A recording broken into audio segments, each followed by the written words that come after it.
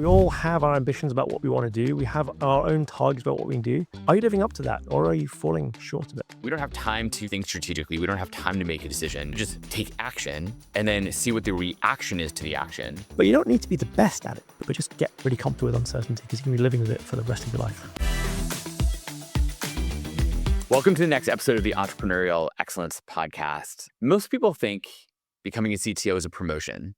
In reality, it's an identity crisis. You go from being the best problem solver in the room to the person responsible for the problems you can't personally solve.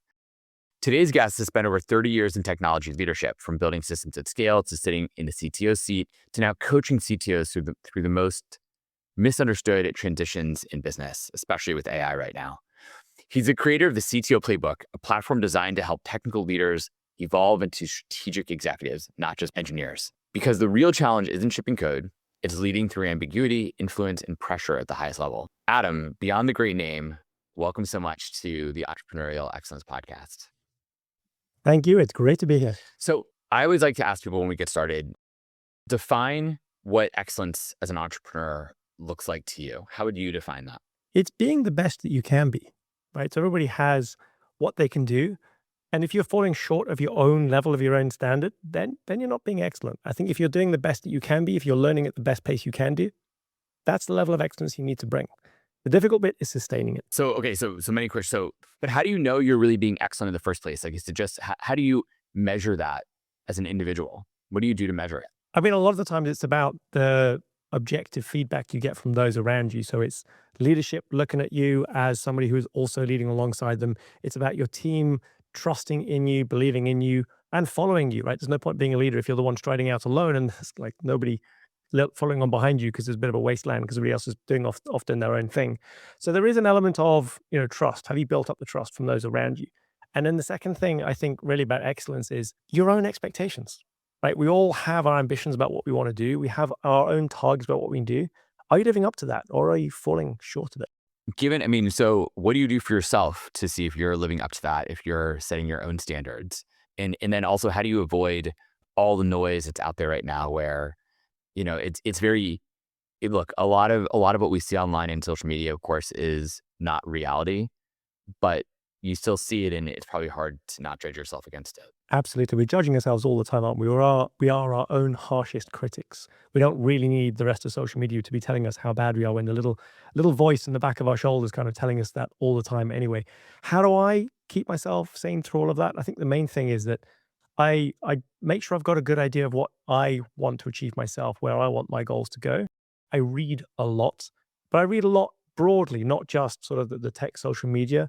I read finance, I read the news, I read politics. So I try and keep up with a whole lot of other different areas because I think it's very easy to end up in that little sort of tech bubble. What's happening in the valley, what's happening around us, what's happening in the tech world.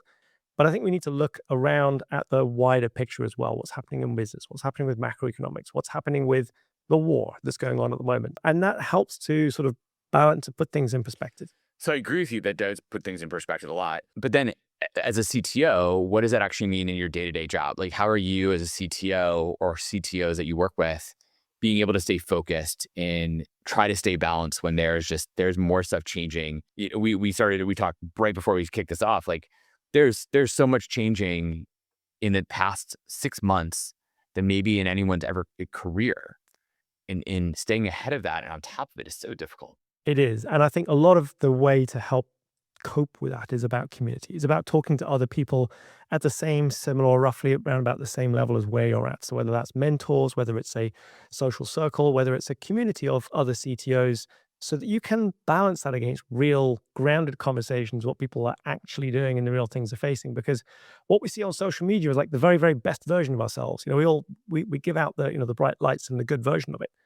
But the reality for most of it is we're all carrying doubts. We've all got screw-ups in our past. We've all got things we're challenging with. There's somebody on our back for something. And just being able to talk about those things and remind ourselves and each other that it's okay. That's normal. That's a fairly good part of helping balance and work out, okay, look, if my problems are like that and his problems are like that, I'm probably roughly on the right path. Fair enough. But how do you know it, once again, because people don't really share the hard things that are happening, they only want to talk about the good stuff that's occurring. So how do you know if you're actually on track or where you should be or keeping up as a good CTO in an organization? And that's where a bunch of judgment comes in, right? You do need to be able to have a look at things objectively as much as you can and go, where should I be? Where's reasonable to be? What are, outrageous expectations and what are straightforward expectations? I mean, one of the things that I often see is that people end up, as CTOs, as leaders in meetings and they're talking a lot. They deliver a lot. They give their opinion a lot. How much time do you spend listening and really picking up from the rest of the room? And when I mean listening, I don't mean listening to work out what you're going to say next, but listening so that you actually hear what they're saying. Listen so that you can understand their position, their thought process, and figure out how you relate to that and how you can help. Because I think a lot of times, if you can figure that bit out, then you've automatically got a bit of an orientation. You know roughly where you are, you know roughly which direction you're facing in, and that is a big help to understand. Okay, this is actually where I am. This is where I'm based. Because a lot of the time, if we spend our time talking and if we spend our time sort of putting our opinion out there, we are doing a lot of signposting, but it might be disconnected, dissociated with where we actually are, where we really stand, and which way we and the rest of our team are facing relative to us. Isn't that to some extent like a prerequisite to getting to a CTO level that you are already good at listening to some extent, or no? Not necessarily, right? I think a lot of people end up in a leadership role as a result of being really good at executing. And executing and leading are two quite different roles. As we spoke at the beginning, it's an uncomfortable shift because it is basically a career shift. It's an identity change. When you've gone from that point of having all the answers, being the smartest voice in the room, to then suddenly being the person leading what's going on in the room, what you need to do and what others look to you for changes. And you either change and adapt and you understand where you are and then you have that awareness you're speaking about, or you kind of brazenly carry on trying to be the smartest voice, trying to be the leader in the room, and not necessarily being aware of what the room actually needs and what is not being said. So, I mean, on that note, I mean, so maybe you're explaining this, but I mean, you talked a lot about, I think, kind of like escaping the execution trap, right? Not being the executor in a sense, which sounds sort of bad, but not being the person who's executing on tasks and getting them done. What does that mean for a CTO, and what does it mean for founders and startups who have CTOs? What does a great CTO look like who escapes the execution piece? Even especially once again in today's world where maybe everyone's becoming an orchestrator of agents, not a doer of code writing. Yeah, I mean, what it really looks like is somebody who's supporting the team who are working for them and then also supporting the person that they are working for. So it's about being, I mean, I think about it a bit like the org chart, right? We typically think about there's you and then the people who report to you underneath you and then the people that report to them underneath that. And it's sort of, you're sitting at the top of this pyramid. And the reality is when you know somebody's got it figured out, they kind of acknowledge that it's actually the other way up. They're like Atlas with the world on their shoulders, and that's their team that they're supporting, they're spending time with. They are listening and they're asking questions rather than telling and directing and saying what other people should be doing. And that, listening and asking questions is that support piece. We know from situational leadership that in order to be able to get people from the point where you're telling them what to do, directing everything they do, to them being autonomous and having that ability to and the sensitivity to understand what they need to do and that they've got the skills to get there, it requires you to support them through that, giving them space to fail, giving them space to learn on their own, but also giving them the stretch, the goal, the intent, so that they know to push themselves and that it is safe to do so. And it sounds easier than it is to actually do it. And I think that's one of those things where once you see a leader that's got that figured out, you kind of look at their organizational chart and you want to draw it upside down. They're supporting their leaders supporting the individual contributors working for them. And so if you sort of see that as an inverted V, then you're looking at somebody who's figured out how to carry this. And in times of mega change, like it's going on at the moment, all this noise around us, the disruption, the expectations laid upon us, the key thing that you see, what does that support actually look like? It's when you're not leaving people behind. Right? There's this really old expression: if you want to go fast, go alone. But if you want to go far, go I together. like that. And it's that leader who carries the whole team with them and doesn't leave people behind. That's the one that is sort of making the impact and is going to end up surviving in 6 months' time when the world has shifted and changed and teams look completely different and companies look very different. If on that note, I mean, if you had to design like a CTO's first 90 days, if I were hiring a CTO today, what would you prioritize and what would that like first 30, 60, 90 days roadmap look like for a good modern day CTO? The first 30 days is basically listening. And there is always the pressure to get straight into tech, learn the tech, figure out what the team are doing. But I think spending a lot of time looking upwards into the primary team, the executive team, the leadership team, is the place to start, because that's where the key decisions around the business are. That's where the really important context of what matters versus what doesn't, the goals that are going to make the impact versus the things that are performance theater, are going to be understood.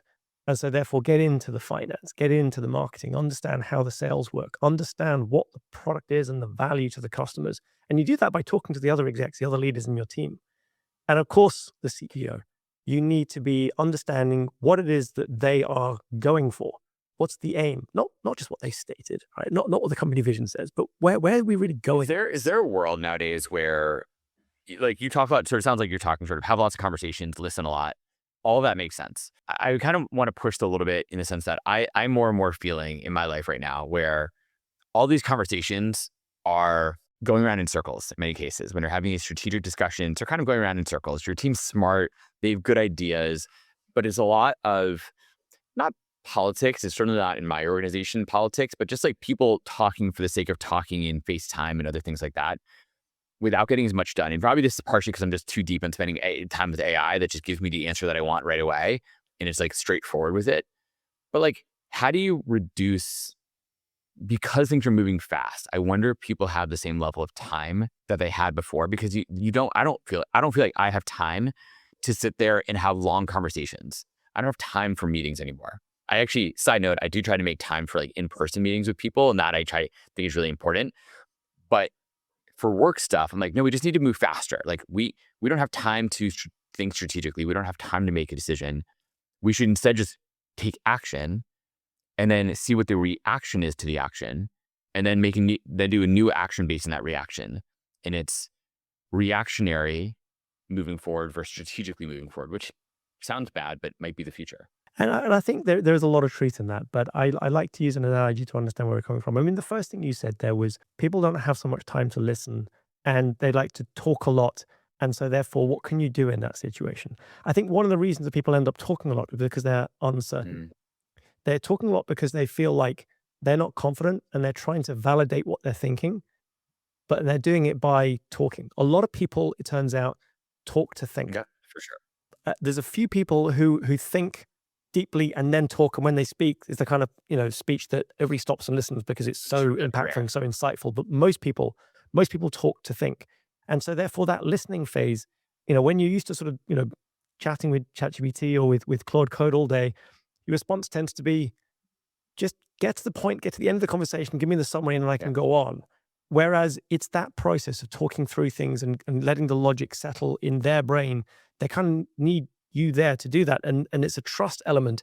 It's that presence. It's turning up. It's being there. It's being able to listen to it so that they can get to their conclusion. And then you can ask them a really key question. The same way you would ask Claude and say, okay, but have you thought about this? What about the implications of that? Because this is the bit where the leadership comes in. Where is it going to go next? Right? Because I think a lot of us, we know roughly where we are. We know where we want to go, but we want to react to the next thing. And it's this dopamine hit, right? We have it with, quick response. We used to have it with the compiler. Now we have it with response from Claude Code or ChatGPT or whichever LLM it is that we're using. But the thing is, if we do that, like we're trying to go faster by basically taking the Formula One engine and putting it in our rally car, right? So we can get the engine to go faster. There's no question about that. But we're sitting in the car, we put our foot to the ground, and then, we're sort of steering and reacting. But what's the car doing? It's fishtailing all over the place. There isn't really that much traction. It's just kind of a lot of noise, a lot of spinning wheels, a lot of conversation, but doesn't really go anywhere. And yet when you look at Formula One teams, when they want to get the car to go faster, is the engine the first place they focus? It's the brakes, right? If you can brake into a corner so you can brake at the last minute most accurately, turn that corner accurately, and then accelerate out of it, that's the real speed in Formula One, is being able to take those corners with high traction. Well, what does that mean? We need to focus on the brakes. We need to focus on the tires, the traction, the steering wheel, the dashboard, so we know what we're doing. The engine's kind of like the last thing, right? That's after we've turned the corner. Then we can accelerate out of the corner. I think a lot of the time we spend a lot of time focusing on, can we go faster, rather than, are we actually getting to our destination quicker? So yeah, that is key. And I agree with you. How do you then make sure you can understand what the destination is? Like that, how do you as a CTO, especially, but in general, like a leader, figure out what is the destination you should be focused on? Because that is the destination you might have planned out, right? In the world we're in, right? We're in early Q2, 2026. A year ago, if you had made a roadmap for where you would be today, you have to throw that out the window. Everything has changed in the past, really 3 months, but let's call it 6 months to be generous. But it keeps changing. It's like your destination is different than it used to be as a CTO. Now you're completely rebuilding your entire. Absolutely. Plans are useless. Plans are useless. But as I think it was Dwight Eisenhower, he said, plans are useless, but planning is everything. And I think it's that process of critically thinking through, who are we? What matters? Where are we going? What's the intent? What is the second order implications? What's the third order implications? And what does that mean for us as a business? Where are our values in all of that? And it's that sort of coming back to that kind of, talk to think, doing that with all the people around you in the leadership team, with the people who are enabling you from the engineering side of it, and bringing all of those ideas and thoughts together into a melting pot, and then coming up with an opinion and then testing that back out with those people. That's the bit where we sort of understand, okay, now we've got some sort of consensus on where we believe we're going to go, and we're making decisions in immense uncertainty. So we do have to be ready to react to what we're doing, but it's that practice of planning. So when the next thing hits, the next unexpected thing, the next acceleration that comes up, the next LLM that comes along that's 10 times better, we're used to that process of planning. It's the planning exercise that's important rather than the plan itself. Because then we know that when the next thing changes, we've got the discipline, we've got the understanding, we've got the practice at going through the planning process. So it's less scary. We can plan further ahead and we can make bets slightly more confidently. How do CTOs get good at that, right? So maybe the traditional CTO mindset, I have someone who's really technical, who isn't great in talking in sort of humanistic terms. I'm obviously painting very broad strokes here, but like, how do you get good at that as a CTO to be having those conversations with everyone else in the organization? To be really blunt, it's practice, right? It's trying those conversations, it's having them. It's focusing on the areas that we don't tend to focus on. So I think one of the things that a lot of engineers, engineering leaders and CTOs focus on is metrics, numbers. How can we measure where we're going? I want to know the dashboard, see where we are. But those numbers, those metrics can be misleading. So getting into the business side of it, what really matters? Is it growth? Is it sticky revenue? Is it the number of customers we retain this month? What is the thing that really matters? And build a story, a narrative around that, because it's narrative that people believe and go with, rather than dashboards, metrics, logic, right? Logic, conclusion. Boom, great. Engineers get that. Salespeople, business leaders, you're bored? No. They need a story. They need narratives. They need something they can believe in. They need something to buy into. And so it's practice. Practice going from all those numbers and metrics into the story. And you'll get it wrong a few times, and that's okay. I think a lot of CTOs kind of put a lot of pressure on themselves. Hey, look, I've been learning this stuff for years. I should be great at this, right? But it's an identity shift. It's a change of role. And so practicing it, making mistakes, giving yourself the grace to get it wrong a few times, make a few mistakes, that's what's going to enable you to be better at picking a direction and getting it right more often. Do you have any ways or direct specific examples of how people can practice more or better? In other words, like, how do I get good at that, right? I think I'd be really scared if I were CTO and I'm practicing for the first time in the CTO role. And I'm like, I might lose my job in 6 months if I don't get good at this. I can't practice a number of times in my senior leadership or board. I need to get good at it beforehand. So how do I practice ahead of time? I mean, as always, right? We want to go further down the road. We've got a destination in mind. We need a map, right? So the first thing we reach to is a roadmap. And the thing everybody's, immediately going to jump to when I say roadmap is product roadmap, right? Tells us where we're going. Great. Product roadmap is one of the roadmaps that we need. How our team is laid out on our journey towards that, I call that a people roadmap. Why is it a roadmap? Well, we're going to make some changes to our team over time, right? We know that team sizes are becoming smaller as people have more of their focus fractured with all the different agents they're running on the desktop. So team sizes have to be smaller for that communication to work. So what do smaller teams look like? When do I evolve it? Those changes, those milestones and the changes, that represents a roadmap. That's my people roadmap. That's how I'm going to change my team over time. Which skills am I missing? I'm going to bring in. How are we going to change the way we work? How are we going to change the way that we collaborate? How are we going to change the way that we do our life cycle of what we do, right? We used to call it the SDLC, software development life cycle. Nobody's writing software anymore, right? It's the AI development life cycle now. How do we migrate from what we're doing right now to new processes that are AI first? Well, that's a new way of working. We've got certain milestones as changes to make. It's another roadmap, right? So we've got a process roadmap. And then, of course, we've got the technology roadmap, which technology we're going to change in, where we're going to plug the AI into the product, where we're going to plug the new capabilities, new technologies, where we're going to upgrade our infrastructure, how we're going to handle scale. All these, we know how to do that, right? That's the bit we do in our sleep as tech guys. And then the big one that's coming up now, taking advantage of AI, we need like the fuel that drives the AI. Well, that's data. What does our data roadmap look like? How are we going to collect, store, disseminate, analyze, scale our data? Well, again, there's a whole lot of steps on that pathway. Now we've got a story of where that's going to go. So now we've got 4 roadmaps. Before we've even started on the product roadmap, that's 5 roadmaps. Those beginning to look like a big map, Yeah, correct. right? Too many roadmaps. So what do we need to do? All these maps, they need to be coordinated, need to align with something. What do they need to align with? It's the business goals, the business direction. So get all of that aligned up. There's a lot of work to do in there. So there's a story in that. Where's the goal? Where are we going to get to? Which are the milestones we're going to go to get there? How do they interleave together? There's the story. Well, there's our strategy. That's what we can talk about.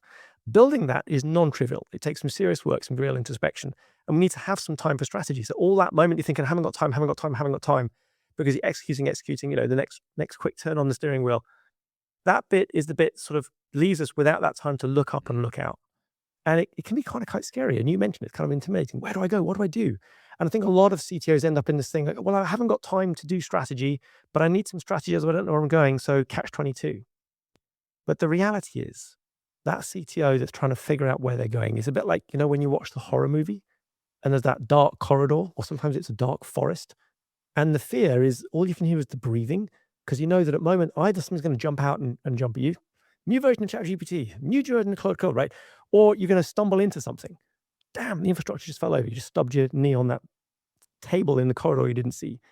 But the reality is that dark corridor, you don't need full light. You don't need a perfect strategy to see where you're going down that corridor. You just need the flickering light bulb, right? Back to that horror movie mission. Or the lightning in the near term. You just need a little tiny bit, yeah. right? So all you need is like 30 minutes to an hour a week looking at where you're going to go.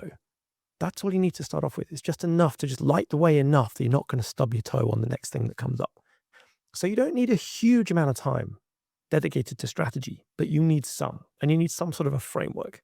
And that's what I did. Roadmaps to help people figure out where they're going, a little bit of time to think about this each week, an order in which you take that people first, always people first, Always. then process, then technology. People first is sort of an interesting discussion too, going back to AI in a bit. But before we get there, what should a great CEO want of their CTO? What is a great CTO? A repeat, I guess. What does a CEO want of a CTO now? Like, what does a modern CTO do that a CEO should be expecting out of them? Like, how do I get my CTO to deliver what I need? What they've always wanted. They want somebody who can A, challenge them, and B, support them.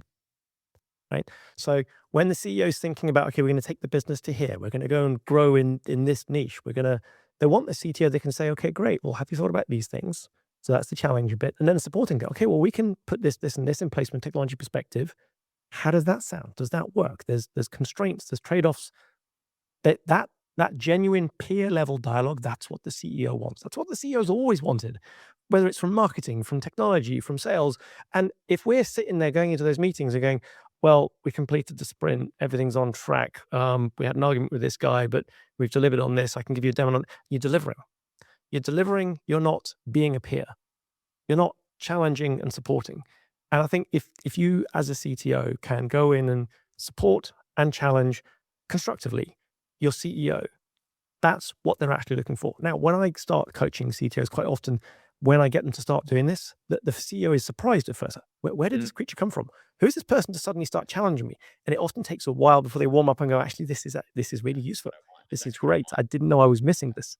Yeah. You emphasize like building teams a lot, right? And building teams that can be maybe self-sustaining, like a self-sustaining engineering organization. What does that look like? How does a CTO, or really maybe even CEOs nowadays, how do you build a team that's like that? And can you define self-sustaining for us? Like self-sustaining, like it doesn't need the CTO anymore. And what does that look like? Yeah, basically that is, you've hit the nail on the head. You should be looking to make yourself redundant. Now that sounds like, okay, I'm gonna be out of a job. But the reality is that what you need to do is you need to be able to have a succession plan in place such that there is not just one, but several people working with you in your team who can step into your role. That means that then you can go off to that conference and represent for a week while you're, out of town at that thing. It means that you can spend time with your family when you need to. It means that you can step up a level of abstraction when things start growing fast and you need your team members who are working for you to step up to your roles. You've now got clear space above you, right? The laws of nature hate a vacuum. If you can step yourself up a level of abstraction, a level of effectiveness, a level of leverage, and you create a vacuum underneath you, you draw people up.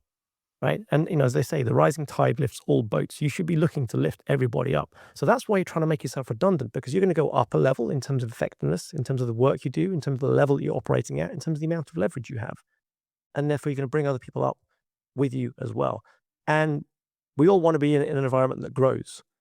We're not simply going to grow in headcount, but we are going to grow in terms of impact. And that's what we should be looking for. How does, going back to the question of like not being executing on things anymore. What does that look like though in the world of AI? Like I have a feeling I would have trouble respecting a CTO who wasn't deeply involved in building things with AI today because the barrier is so low. And if they came in and just said, I want to do strategy work, I'd say you're not a fit for my company. And I'm seeing that a lot. I'm seeing a lot of CTOs who got into the job, probably 5, 10 years ago. They came from being a builder, from being hands-on, from being coding, and they kind of jumped back into coding because, hey, this is actually fun again now, right? It's like I don't have to worry about compiler and syntax and searching 5 times through Reddit for the wrong answer. I can just do this stuff. I can just solve problems. And they become really effective, but they become really effective on their own. And so I'm seeing this pattern quite a lot where CTOs kind of disappear into their own bubble for a little bit. And after a while, they kind of stick their head up and go, oops, not been doing that leadership thing that everybody else has been needing. So I think there is an element whereby you do need to understand the situation, the solution, the current problems, the current MO, the way of working for yourself. Because yes, there is a credibility element there. How can you get other people to do stuff that you have no idea how to do yourself? There is an aspect of that. But you don't need to be the best at it. Right? This is one of the things we forget about being a leader. You don't need to be the best at it. You don't need to have all the answers. You just need to be able to ask better questions. So if you can get yourself into it enough so you can ask good questions of your team so that other people can rise up and come up with really good answers, then you're doing the job of leadership. So what percentage of a CTO's time now should be dedicated to like understanding and using these new tools, or really any of these tools, right? I mean, if you're going to make a big strategic decision to purchase any product or things like that, you also need to understand the nuances of that product.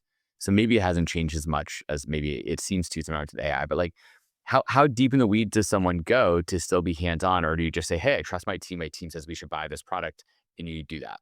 Yeah, I mean, it really is how long is a piece of string kind of question. So you can be the kind of person who actually don't have that much interest in the AI, the code, but you need to be able to understand enough and read up on enough so that you can hold other people to account. You can have sensible expectations of what other people should be doing within your team. So you need some, but you don't need so much that you are now going to sort of disappear into your cave for 2 months while you get to grips with this new technology, become the best in the business at it, and then come out and go, right, guys, this is where we're going. That there's 2 extremes. That there is a tipping point beyond each of those where you don't need to be. There's a lot of gray zone in between there where you can be. And so I think it really does depend on how much passion have you got to go in and figure this thing out. Is this particular thing the one that you are, want to bet your future on? And is this something where you maybe have somebody who's a really, really good, number 2 for you in your team who is already pushing hard, who's already going to light the way, down this AI stuff for you such that you can like learn from them, work alongside them, but don't necessarily need to be, on the bleeding edge with it. So it depends. There's a lot of different approaches that you can take and still be a really effective leader. And some of it depends on your leading style. Some people like to lead from the front. Some people like to lead from the back. Some people like to lead quietly and others like lead loudly. It doesn't really matter exactly how you do it, as long as you're conscious that you're doing it deliberately. How much time are you spending building things with AI? What's your quite a lot of my time at the moment. We were just talking before about, losing nights to 3 a.m.s while go in and get stuck in the latest stuff. Yeah, so I'm spending some time, partly because I love it. I really, really enjoy working and solving problems. And I'm also fascinated with what's possible. My wife and I work as a team together. She leads our business. I obviously do the CTO coaching and a lot of the technical stuff. And we have made a decision to go all in AI first. And it is incredible how much we can get done. But just like any time when you learn something new, there's a load of mistakes to make. There's a load of, potholes to trip over. You're on the leading edge. There is no playbook. There is practice out there, but some of it's good. Very little of it is best practice. And even if it was best practice when it was published, it probably isn't by now because it's moving so fast. So there's a lot to figure out and work out, well, what works for us in our context. So I'm spending quite a bit of time, but I'm really loving it. So I'm working with a range of CTOs, and some of them are spending loads of time. Some of them are coming out of that sort of, 2 weeks, 2 months, kind of going, oh, where's the world gone? Because I've been in this AI hole for a bit. And others are taking a much more sedate and measured approach to it, but still pushing their teams along with it. So it really does depend, I think, on passion, interest, but then also aptitude and how much it matters to the business that you're in. What do you think the future is of technical organizations in general with all the AI stuff? It's a really good question. I mean, we were just talking before about how far ahead we can see at the moment. The crystal ball doesn't allow us to see that far ahead, I No, would but you say. can make some But one of the assumptions. I mean, things, if things keep on the current track, you can extrapolate. absolutely. So I think one of the things I am seeing for certain, and we sort of touched on this before, is team sizes. I'm seeing team sizes coming down. And my sort of rationalization of this is because we've had the two pizza rule for so long, right? 8 people on a team roughly in order to be an effective team size. It was a good heuristic, but it was based on pizza. I'm not sure it's the best measure for sizing teams, but If we're making business decisions based on how many people can be fed by a pizza, that seems like a dangerous decision making framework. it does. But what I'm seeing, what in terms of why I'm understanding that team size is coming down, is we are now our concentration is fractured that much more. These AI tools, we can run 2, 3, 4 of these things at a time. Yeah, I've heard people running more, but 4 seems to be about the sustainable number that we can run simultaneously. But also people are sort of running them fairly much around the clock now as well. And so therefore it reduces the sort of capacity and capability we have for maintaining a lot of relationships with other people around us in our team who are immediately impacting the work that we're doing. So I'm seeing team sizes coming down. I'm seeing 2 other collapses that are happening as well. One is time. So time is collapsing left to right. Cycle time, which used to be one of the key DORA metrics that CTOs used to love throwing around, is coming down to, in some cases, minutes. I'm seeing in quite a few of my clients, backlogs have gone. They don't have a backlog anymore, right? It's just a case of tokens, plow through it, backlog is burned. Where do we go next? So time is now compressed significantly. And then the other thing I'm seeing is sort of top to bottom.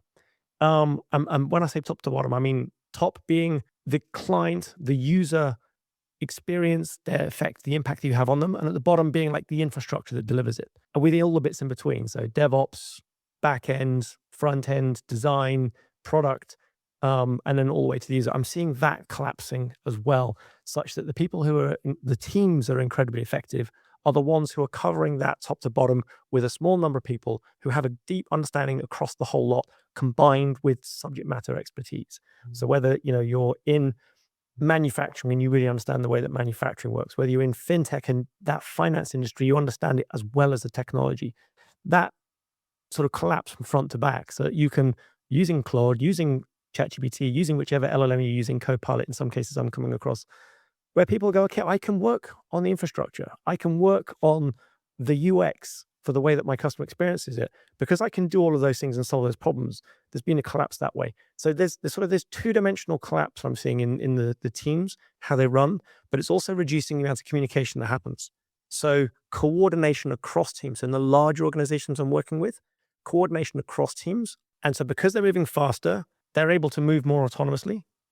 And so therefore, I'm talking about people plowing through backlogs, things that used to be hard. We can't replace the auth platform. We can't, reinvent our, message broker.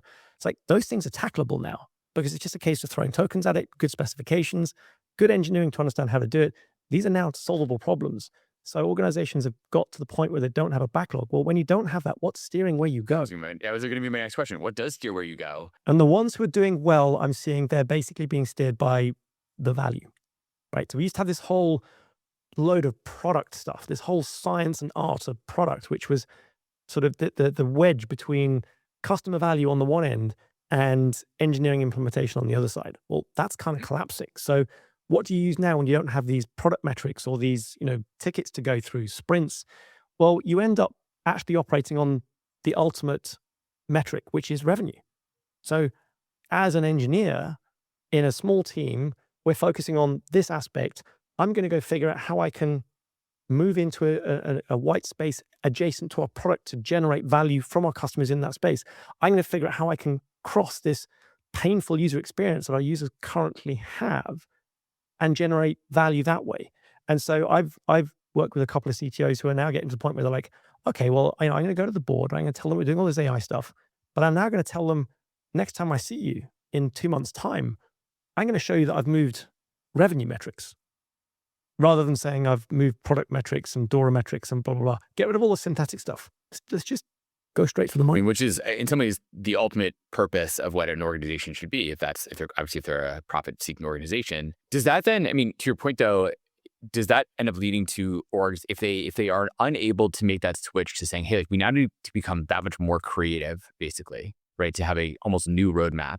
Does it lead to? You said teams are getting smaller. People are just letting people go. It's like, well, we don't need nearly as many engineers that we used to have. Are they getting rid of those engineers? And then, if yes, who are the engineers that they're keeping? So what I'm seeing is rather than people getting rid of engineers, I'm seeing people restructuring teams. So, but I have seen hiring stop, right? And so if you consider that you're going to have, what is it? Average tenure at the moment is about 3.2 years or something like that. So if hiring freezes, you're going to end up with an almost complete turnover in 3 years' time. So when hiring freezes for 6 months, you can reckon you're going to get about a sixth of your team reduction in time. So I am seeing that team sizes are coming down. Team sizes, the overall employee count is coming down. I'm seeing team sizes come down, but I'm also seeing those teams that don't move as quickly, they're not on the bleeding edge.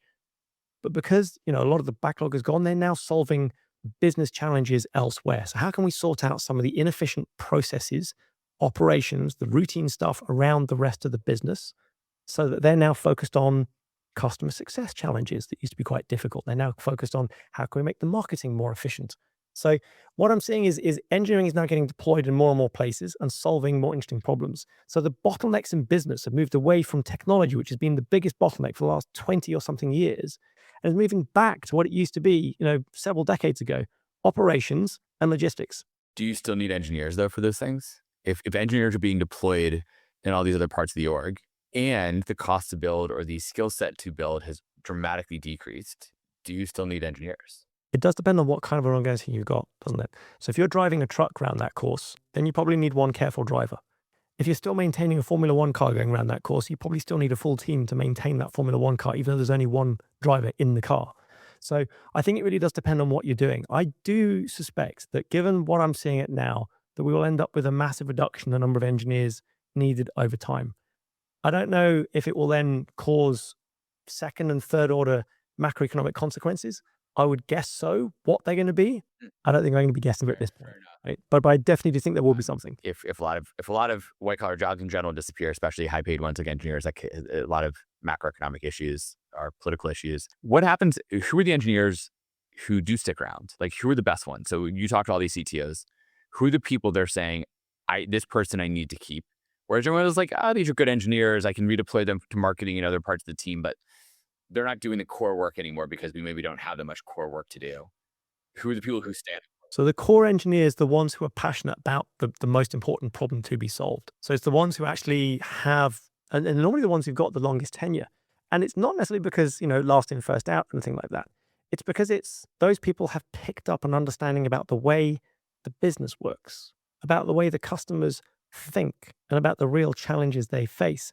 And it's those ones who are passionate about that are the ones that end up getting the roles on the fastest moving teams, because they're the ones who are able to make that collapse between user impact and the engineering work that we do. Okay. And for those engineers, are there things you'd recommend people do to try to become those types of engineers? Like, how do you become that key engineer on a team?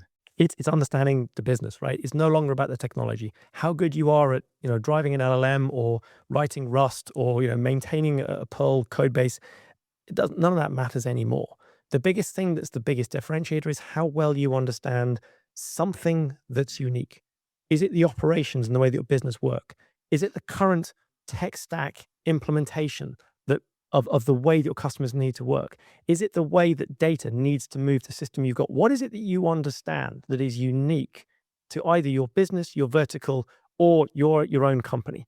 If you've got something like that that's unique, that isn't just, I know C# really well, then you've probably got an advantage. If you haven't, then look for one of those things would be my advice at the moment. So spend time with those people in the organization that are not in tech. Many founders act as sort of the default CTO in their organizations early on, right? What mistakes do you think they make when they act in that role? And when should they get someone who's in more of a CTO lead role? And then, and to be clear, is there do you find a distinction between like head of engineering, chief technology officer, chief product officer? When do those become distinct versus just a generalist who is a good technical lead? So I think that's one of the things that, just to answer your first question first, what is it that the CEO or the founder trips over as they begin to get into the realm where they could do with somebody who's a specialist CTO or VP engineering or something like that? They tend to forget that every conversation they have carries the full weight of their title.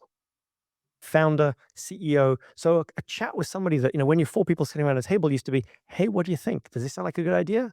When you're at 35 people, it's, hey, what do you think? Oh, I'll go and do that straight away. The CEO's told me. Yeah. Right. Why are you doing that thing rather than something else? Oh, because I spoke with the CEO and he said I needed to do it now. Right. That's not actually what was said, but that was what was interpreted. I try to be very careful as CEO to not do that too often because it's a real risk. And I think that's when if you notice that and you realize that and you realize, okay, hang on, I'm really setting the cat amongst the pigeons. I'm creating chaos just by having conversations. That's probably when you need somebody to be in that role, to have a little bit more of a pushback on you as the founder, as a leader, to say, hey, is this a good idea? Back to that kind of, support and challenging role, so that the rest of the team aren't going to get sort of disrupted by you coming in with a swirl going, what do you think about this? And be suddenly jumping towards that as though it's the newest, greatest thing that must be done, rather than an idea that you had at an idle moment in the shower this morning. Fair enough. That is the point. Is there a certain point when the founder should step aside and bring in a real CTO, bring in that real lead? Or once again, because companies are hiring fewer people and you can get so much more done, and most founders nowadays have some level of AI skills, when do they step aside and bring in a real quote unquote CTO? When should a founder step aside? When should any role step aside? In most of the time, we're talking about startups that are scaling and growing. You're growing in headcount, you're growing in impact, you're growing in the number of customers, you're growing in the amount of process you've got, you're growing in the amount of bureaucracy you create internally in order to just manage the weight of all this stuff that you've got. At some point, the spark goes. The passion gets lost. And what happens is you kind of realize, hang on, I'm at the kind of scale where it's not fun anymore. I used to be able to make a decision and I could see the results of that a day later, 2 days later, then it's a week later, then it's a month later. You get to the point where I'm making decisions now that I'm not going to see the impact from for 2 or 3 quarters.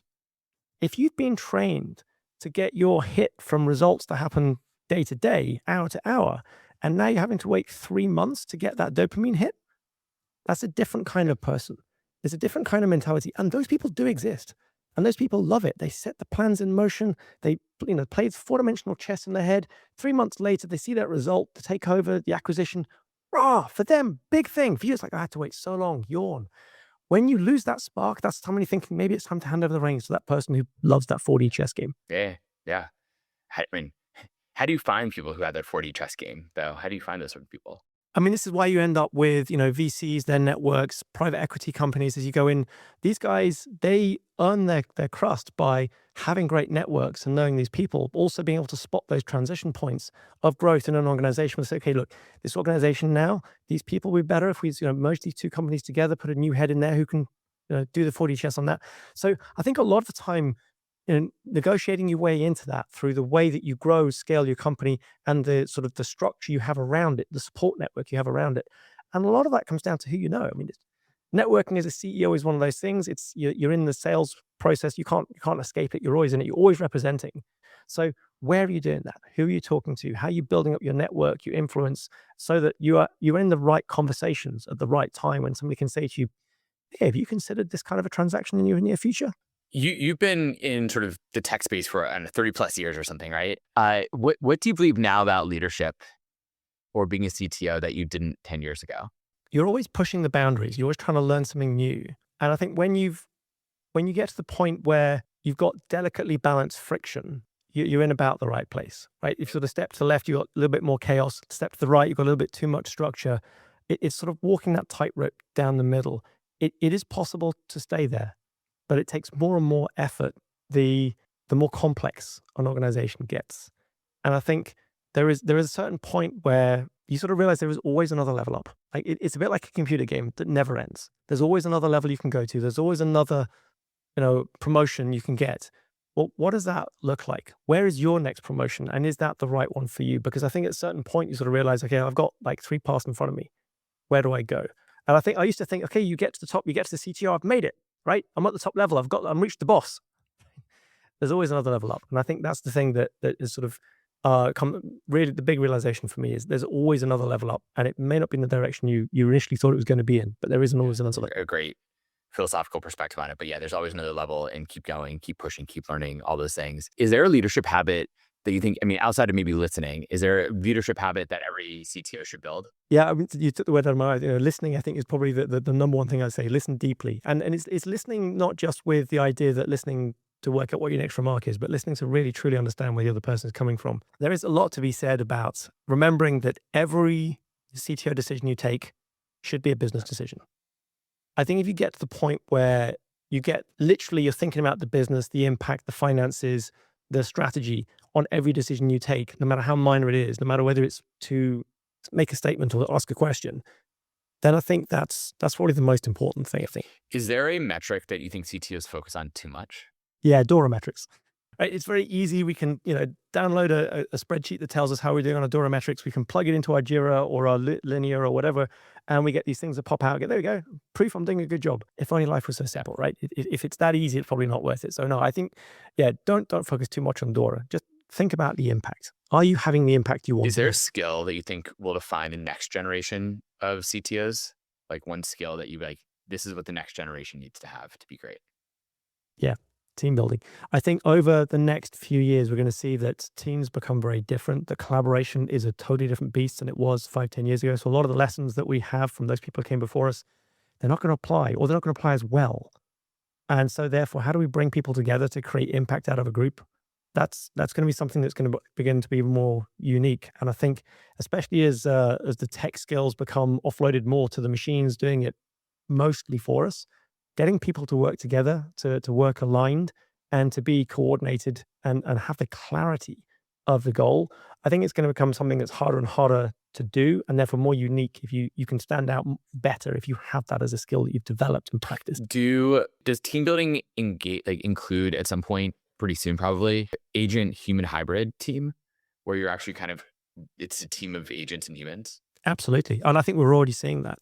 I think a lot of people have got this expression of second brain. I built my second brain, right? It's basically a whole bunch of Markdown, right? Markdown is a new programming language, but we're writing code with it, but we're also writing decision support systems. We're writing our marketing processes in it. We're writing pretty much the entire way of operating in it. So yes, absolutely. We're already seeing human AI hybrid, whereby we're sort of creating these constructs around us. And literally at some points you can say, okay, great, I'm off for a couple of days. Just, use this AI and you can get the answers that I would have given you otherwise. And it's kind of almost possible right now, especially with the shared context, being able to check all that stuff into Git and share it around the team. I think we are seeing that. I don't think we've even begun to scratch the surface of what that means for what work is going to be like in a year, 2 year, 5 years time. Build versus buy versus delegate. What's your default bias? Delegate. Always. Because at the end of the day, you can make a decision. You and I have been in the industry a long time. We can make a decision, right? I mean, it's probably going to be, 80% correct. But every time we make a decision like that, we rob the chance for the person working for us to learn on their own basis about whether they were right or not. And so delegate every single time, because it's a coaching. Yes, I'm a coach, so I'm biased towards coaching, but I do think is a way of developing the people around you and giving them that autonomy, that mastery, that purpose by saying, here, you take the call. Yeah, that's right. And that's what you need to do as soon as possible, frankly. It's a challenge for a lot of founders to do that, to delegate and hand things off. But the more you do it, the better you and your company will be. And it's a compounding thing as well. The earlier you start doing it, the better your folks get at it. That means you can trust them with bigger decisions. And that's that whole sort of step up into the vacuum. Yeah. One of the eighth wonder of the world.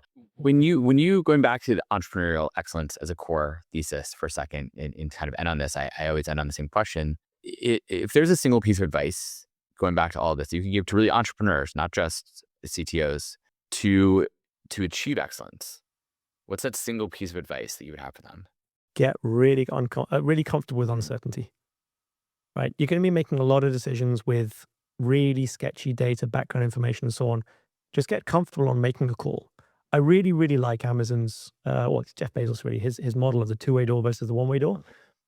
For most of the decisions that we take, we can just step through that door because you can go straight back through it. You can undo that decision really quickly, really cheaply.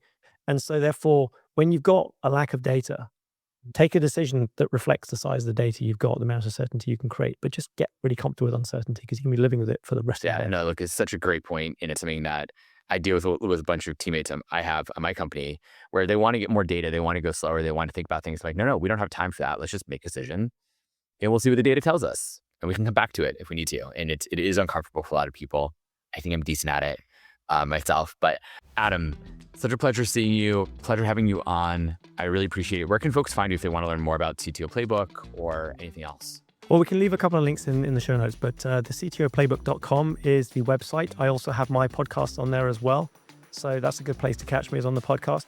I've actually just built something for early CTOs, which I'm able to share with you as one of the first ideas, actually.